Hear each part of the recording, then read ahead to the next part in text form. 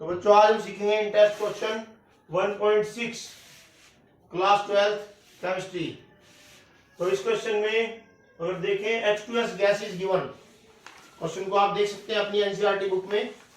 तो क्वेश्चन में दिया गया है कि H2S एक गैस है, वो रोटन है, स्मेल है इसकी गैस की, और ये जो गैस होती है ये क्वालिटेटिव एनालिसिस में यूज की जाती है। और यहां पर इस क्वेश्चन में दिया गया है solubility of H2S gas in water at STP is 0.195 small m। small m क्या होता है? Molal. It is the unit of molality. Small m किसका यूनिट है? मोलैलिटी का। इसको मोलल कहते हैं। तो हमें क्या करना है इस क्वेश्चन में? इस क्वेश्चन में हेनरी कांस्टेंट फाइंड करना है। तो अगर हमें हेनरी कांस्टेंट फाइंड करना है, सबसे पहले हमें क्या करना होगा? हम ऐसा करते हैं कि हेनरी लॉ से हेनरी कांस्टेंट का फॉर्मूला लिख लेते हैं। ठीक है, तो सबसे पहले हम क्या करते हैं कि हेनरी कांस्टेंट का फॉर्मूला लिख लेते हैं। यहां पर जैसा कि सब बच्चे जानते हैं कि pressure of gas is equal to होता है Henry constant into mole fraction of gas. यहां पर जो हमारी गैस है वो H2S है। ठीक, तो यहां पर हम क्या कर सकते हैं? इस गैस की जगह पर लिख सकते हैं प्रेशर ऑफ H2S, क्योंकि H2S is the gas, hydrogen sulphide gas है। यहां पर इसकी रोटन एग स्मेल होती है। और KH यहां पर जो मोल फ्रैक्शन लेंगे हम, ये मोल फ्रैक्शन लिख सकते हैं। किसकी मोल फ्रैक्शन लिखेंगे? मोल फ्रैक्शन ऑफ H2S। अब हमें हेनरी कांस्टेंट फाइंड करना है। तो यहां से हेनरी कांस्टेंट का फॉर्मूला क्या बनेगा? Henry constant is equal to हो जाएगा KH is the Henry constant. ये Henry constant is equal to हो जाएगा प्रेशर ऑफ H2S गैस, और ये मोल फ्रैक्शन इसके डिवाइड में आ जाएगी यहां पर। तो divide by mole fraction of H2S gas. अब यहां पर कंडीशन जो गिवन है, कंडीशन गिवन है कि सोल्युबिलिटी ऑफ H2S है in water at STP। STP क्या होती है? STP standard temperature pressure condition होती है। इस कंडीशन में जो प्रेशर होता है वो 1 बार होता है। कितना होता है? 1 बार। तो यहां पर जो प्रेशर आप ले सकते हो, प्रेशर ऑफ H2S गैस, ये ले सकते हो आप 1 बार। ठीक, तो यहां पर रखेंगे हम 1 बार डिवाइड बाई, यहां पर आपको लिखनी होगी मोल फ्रैक्शन ऑफ H2S। अब मोल फ्रैक्शन ऑफ H2S तो गिवन है नहीं, तो इसका मतलब हमें क्या करना होगा? हेनरी कांस्टेंट फाइंड करने के लिए पहले ये मोल फ्रैक्शन ऑफ H2S हमें फाइंड करनी होगी। तो ये बन जाएगी हमारी इक्वेशन नंबर 1। इक्वेशन नंबर 1 हो गई हमारी Henry constant is equal to 1 bar divide by mole fraction of H2S gas. ये हो गई हमारी इक्वेशन नंबर 1। जैसे कि मैथ्स में करते हैं, 10th क्लास में किया होगा आपने, इक्वेशंस बनाई होंगी। इक्वेशन नंबर 1 हो गई हमारी ये। अब हम क्या करेंगे? हम जस्ट इस क्वेश्चन में ये मोल फ्रैक्शन फाइंड कर लेंगे, और मोल फ्रैक्शन फाइंड करने के बाद यहां पर पुट कर देंगे, और पुट कर देंगे तो ये हेनरी कांस्टेंट आ जाएगा। ठीक है, सिंपल है बिल्कुल। तो क्या करते हैं हम यहाँ पर? मोल फ्रैक्शन कैसे फाइंड करें? मोल फ्रैक्शन यहाँ पर जो फाइंड की जाएगी वो फाइंड की जाएगी the data given to you. जो भी डाटा तुम्हें दे रखा है ना, उससे फाइंड की जाएगी। तो यहाँ पर जो डाटा दिया हुआ है वो मोलैलिटी दी हुई है, molality of H2S gas in water. तो ये मोलैलिटी दी हुई है। कितनी दी हुई है मोलैलिटी? कैसे पता लगा हमको? ये मोलैलिटी है, ये जो यूनिट है इसके पीछे वो 0.195 स्मॉल m, ये मोलैलिटी का यूनिट होता है। ये स्मॉल m किसका यूनिट है? मोलैलिटी का। इसको मोलल कहते हैं। और ये जो मोलल होता है ये होता है बच्चों मोल पर केजी। इसको बोलते हैं मोल पर केजी। अब ये जो मोलैलिटी गिवन है, इस मोलैलिटी से हमें कुछ मालूम चलता है। देखते हैं क्या मालूम चलता है हमें। हमें ये मालूम चलता है कि मोलैलिटी जो गिवन होती है उसमें ये जो 0.195 मोल होते हैं ये सोल्यूट के मोल होते हैं। किसके मोल होते हैं? सोल्यूट के मोल। तो यहां पर सोल्यूट क्या है? सोल्यूट है H2S गैस। भाई H2S गैस को ही तो डिसोल्व किया गया है ना वाटर में। तो ये जो मोल गिवन है आपको, ये H2S गैस के मोल हैं। तो H2S गैस के मोल कितने हो गए? Number of moles of H2S gas. ये हो गए बच्चों कितने, NH2S कह सकते हैं इनको, NH2S इज इक्वल टू 0.195 मोल। ये हो गए हमारे number of moles of H2S gas. और यहां पर अगर हम देखें कि ये जो मोल है 0.195 मोल, ये कितने वाटर में डिजोल्व है, कितने वाटर में डिजोल्व है, ये 1 kg वाटर में डिजोल्व है। पर केजी है ना, पर केजी का मतलब है कि ये जो मोल्स हैं ये 1 kg वाटर में डिजोल्व किए गए हैं।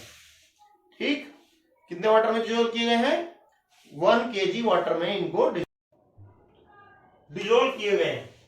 तो यहां पर हम देखते हैं कि जो मास ऑफ वाटर है वो हो गया मास ऑफ वाटर या मास ऑफ सोलवेंट। यहां पर वाटर सोलवेंट है और ये हो गया हमारा कितना, ये इसको हम W सोलवेंट या WH2O कह सकते हैं। मास ऑफ वाटर ये हो गया हमारा 1 kg। कितना हो गया बच्चों, 1 kg, और इसको हम लिख सकते हैं 1000 ग्राम। ठीक, अब क्योंकि यहां पर हमें मोल फ्रैक्शन चाहिए, H2S गैस की क्या चाहिए, मोल फ्रैक्शन। तो मोल फ्रैक्शन आप तभी फाइंड कर सकते हैं जब आपको H2S गैस के मोल पता हो और वाटर के भी मोल पता हो। तो H2S गैस के मोल तो हमें मालूम है, H2S गैस के मोल तो हम जानते हैं कितने, 0.195 मोल है, और वाटर के मोल नहीं है हमारे पास। तो क्यों ना हम क्या करें, वाटर के मोल फाइंड कर लें। तो वाटर के मोल फाइंड कर लेते हैं पहले। तो वाटर के मोल कैसे फाइंड करेंगे, NH2O, NH2O means number of moles of water given mass of water divide by molar mass of water. तो गिवन मास ऑफ वाटर है आपका 1000 ग्राम, 1000 gram divide by molar mass of water. Molar mass of water कैसे find करते हैं भाई, hydrogen का मास होता है 1 और कितने हाइड्रोजन है 2, तो इनटू 2 कर देंगे, प्लस ऑक्सीजन का मास होता है 16 कर देंगे, और यहां पर लिख देंगे ग्राम पर मोल, क्योंकि मोलर मास का यूनिट होता है ग्राम पर मोल। तो ये हो जाएगा बच्चों 1000 डिवाइड बाई 18, 1000 डिवाइड बाई 18 मोल। और डिवाइड तो सब बच्चे कर सकते हैं, डिवाइड तो कई बार करा चुका हूं मैं, इस तरह से करना होता है, कुछ भी नहीं है। पहले इसको 2 से कट कर दो, 9 आ जाएगा, और इसको 2 से करोगे तो कितना आ जाएगा बच्चों, 500। ठीक, और 9 का टेबल तो सब बच्चे जानते ही है, 9 से इसको डिवाइड कर लेंगे, और 9 से डिवाइड करेंगे तो आ जाएगा 55.5, इस तरह से आएगा 6, इतने मोल आ जाएंगे बच्चों। ये एक्चुअल में 555 चलता रहेगा, ऐसे 555 ऐसे चलता रहेगा। तो मैंने क्या किया कि ये जो 5 है इसको राउंड अप किया, हटाया। तो जब भी यहां पर डिजिट 5 या उससे ज्यादा हो तो हम क्या करते हैं, प्रीसीडिंग डिजिट में 1 ऐड कर देते हैं। तो यहां पर 5 है, जब इसको रिमूव करेंगे यहां से, राउंड ऑफ करेंगे तो यहां पर 1 ऐड कर देंगे, तो ये हो जाएगा बच्चों कितना, 5 6। अब बहुत ही सिंपल है। अब इसके बाद हमारे पास H2S के मोल्स भी हैं और हमारे पास वाटर के मोल्स भी हैं। तो क्यों ना हम इन मोल से H2S की मोल फ्रैक्शन फाइंड कर लें। तो H2S की मोल फ्रैक्शन फाइंड करने के बाद हम इस इक्वेशन में H2S की मोल फ्रैक्शन की जो भी वैल्यू आएगी उसको पुट कर देंगे और जस्ट फिर हमारा आंसर आ जाएगा। ठीक है, तो ऐसा करते हैं, नंबर ऑफ मोल्स फाइंड करते हैं। सही बच्चे नोट कर लें इधर से। अब नंबर ऑफ मोल्स फाइंड करने जा रहे हैं भैया, नहीं नंबर ऑफ मोल्स तो फाइंड कर चुके हैं, मोल फ्रैक्शन फाइंड करने जा रहे हैं, मोल फ्रैक्शन ऑफ H2S। तो ये कैसे फाइंड करेंगे मोल fraction of H2S? Mole fraction of H2S find करने के लिए H2S के मोल्स को डिवाइड करना होगा किससे, टोटल मोल से, H2S के मोल्स प्लस वाटर के मोल्स। जिसकी भी हमें मोल फ्रैक्शन फाइंड करनी होती है उसके मोल्स ऊपर लिखते हैं, नीचे क्या करते हैं, जो सॉल्यूशन है उसमें जो 2 कंपोनेंट्स हैं या 3 कंपोनेंट्स हैं उनके मोल्स का सम कर देते हैं। तो यहां पर हमने क्या किया, H2S की मोल फ्रैक्शन फाइंड करनी है, X H2S तो यहाँ पर H2S के मोल्स लिखेंगे ऊपर, नीचे H2S के मोल्स प्लस वाटर के मोल्स। तो H2S के मोल्स कितने हैं बच्चों? 0.195 मोल डिवाइड बाई H2S के मोल्स 0.195 मोल प्लस वाटर के मोल्स 55.56 मोल। तो इनको ऐड कीजिए आप, कितना आता है बताइए मेरे को। 0.195 55.26 इसको ऐड करेंगे तो कितना हो जाएगा ये? 5.456 ये डेसिमल के बाद थर्ड प्लेस है, यहाँ पर डेसिमल के बाद सेकंड प्लेस है। ऐड करें इनको, 5 तो हो जाएगा, 9 6 15 का 5 80 1 और 5 और 1 6 और 1 7। ठीक है, सही कर रहे हैं। 5 15 5 1 5 6 7, ठीक है। 0.55, ठीक। अब क्या किया जाए, इसको सोल्व करना है। ये नोट कर लिया सभी ने? मिटा दें इसको।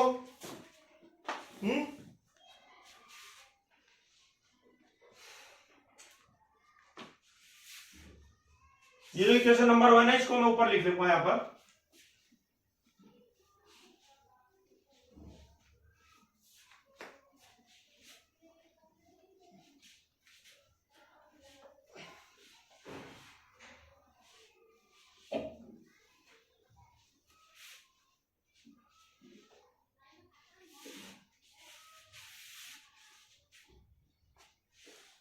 हाँ तो बच्चों क्या किया जाए?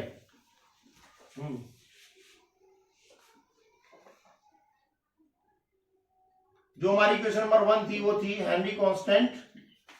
इक्वेशन 1 इक्वल टू थी Henry constant equal to 1 bar divide by mole fraction of H2S। ये हमारी इक्वेशन नंबर 1 थी। इसको कैसे सॉल्व करें? X H2S, इसको सॉल्व करना है।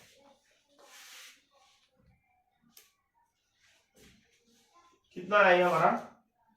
0.195 डिवाइड बाई 55.755। क्या लगता है, तो मैं इसे सोल्व करूंगा? नहीं, अभी नहीं सोल्व करूंगा मैं। जब तक मैं इक्वेशन 1 में फाइनली इसको पुट नहीं करूंगा तब तक मैं इसको सोल्व नहीं करूंगा। ठीक है, मैं अब इसको यहां पर पुट करता हूं, देखते हैं क्यों नहीं किया सोल्व।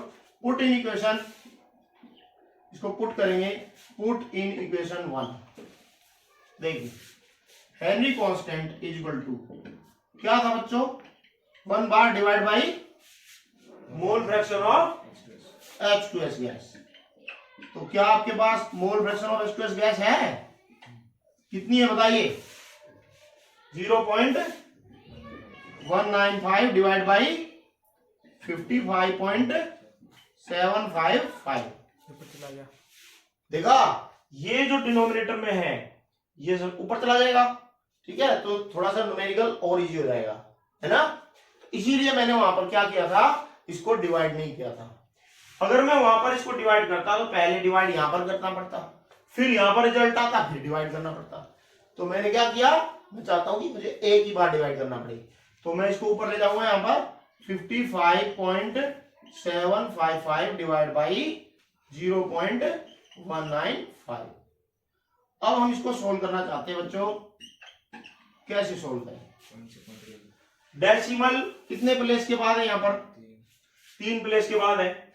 अगर मैं इस डेसिमल को हटाऊं तो ऊपर 1000 आ जाएगा, क्योंकि ये डेसिमल 3 प्लेस के बाद है। ये वाला डेसिमल कितने प्लेस के बाद है?